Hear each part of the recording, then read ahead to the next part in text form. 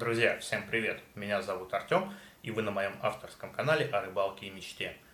В общем, друзья, лето заканчивается, наступает осень, и донки мы, наверное, уже скоро отложим и начнем ловить на фидер. И в связи с этим я решил сделать серию видео про фидер.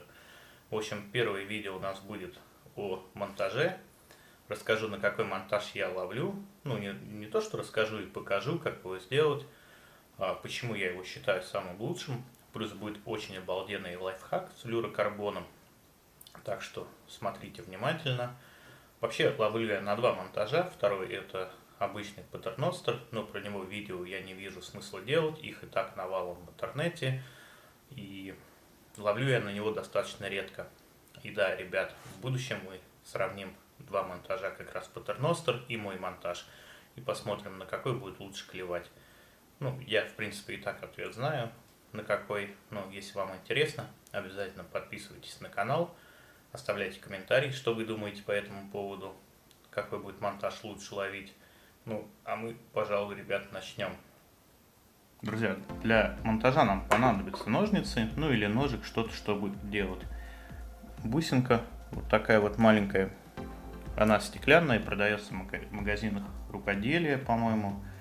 Да, не по-моему, точно продается в магазинах рукоделия. Я купил один пакетик, и я уже не знаю, третий год ловлю, и еще на 10 лет хватит. Обычные поплавочные стопорки.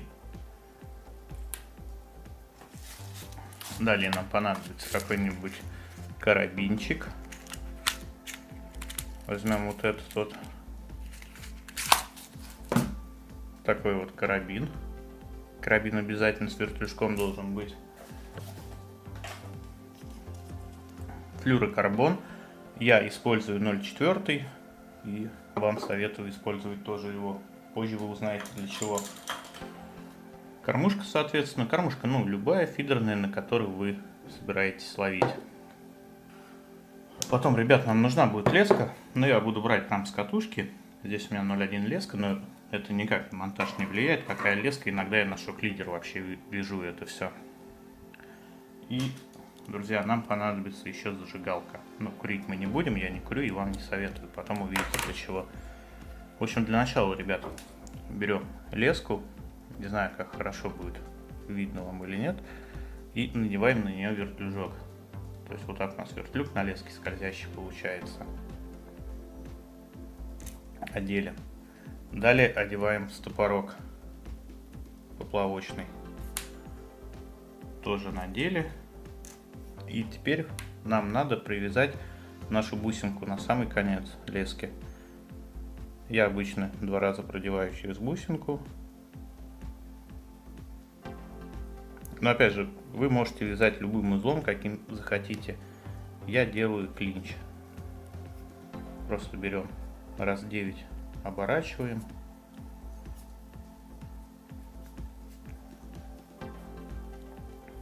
Чем тоньше шнур, тем больше надо обернуть.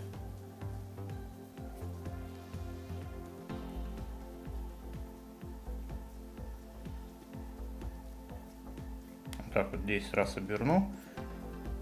Или не знаю, не клинч он называется, по-моему, он называется клинч.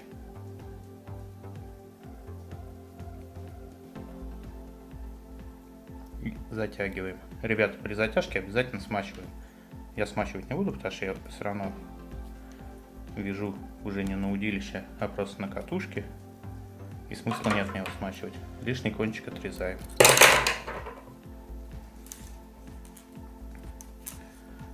Теперь наш стопорок сдвигаем к бусинке. Так беру. Стопорок сдвигаем к бусинке, и у нас получается бусинка, стопорок. И здесь скользит. Так вот. Здесь скользит наш карабин. С вертлюжком обязательно.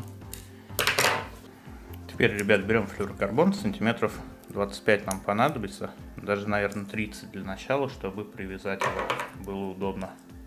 Отрезаем.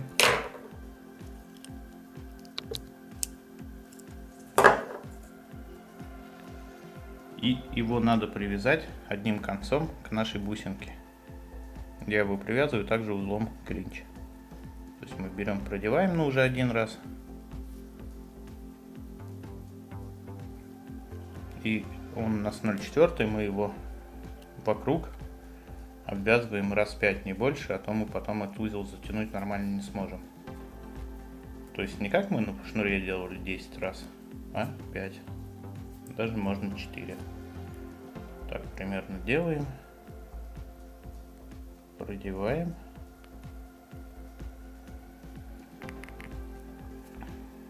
И затягиваем.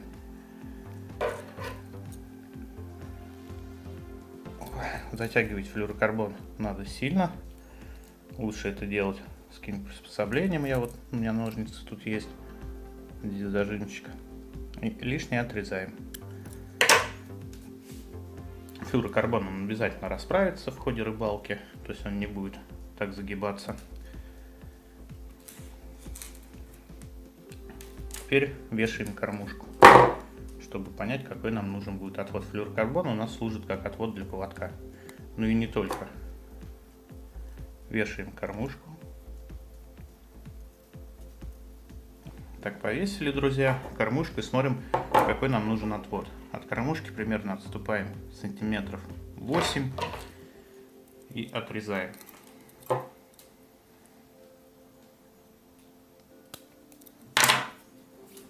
Отрезали.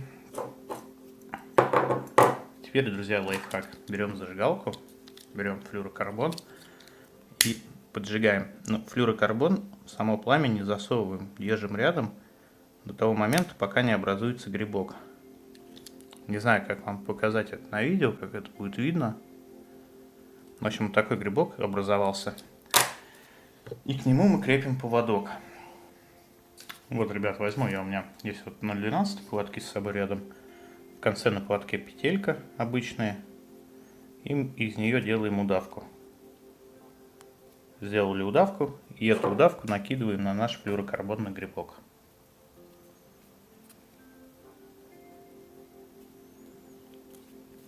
Затягиваем, и все, ребят, наша снасть готова.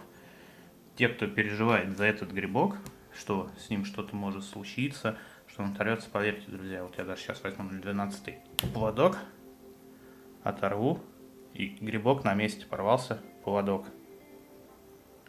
И поверьте мне на слово, ловил 0,16, 0,18, рвались поводки. В общем, грибок еще ни разу в моей практике этот не отрывался. И что не может не радовать. Менять леску удобно. А теперь, ребят, пару слов, почему я ловлю именно на этот монтаж. Все очень просто, друзья, потому что он самый чувствительный и никогда не запутывается. Флюорокарбон у нас служит как отвод для поводка.